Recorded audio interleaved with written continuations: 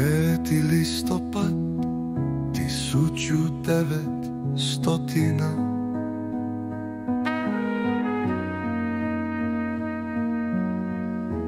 91. čovjek u najboljim godinama, pjesnik u najboljim rimama, pripremao je večeru.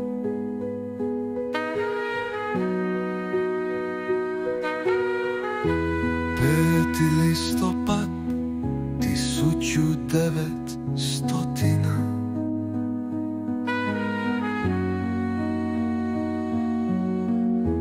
91. posada ratnog broda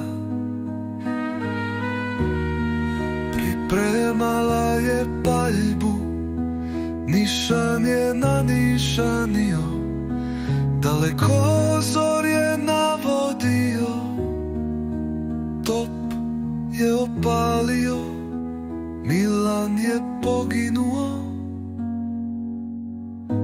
Tamo gdje je tata rezao kruh i gdje je kao dječak tiho jeo, provalio je mahnit za oduh, za stol s njim je sjeo. Tamo gdje se vino točilo, gdje se pjevalo i smijalo, tamo gdje su se sa tekom skupljale zadnje meve, odnijelo ga je, raznijelo ga je. Tog 5. listopada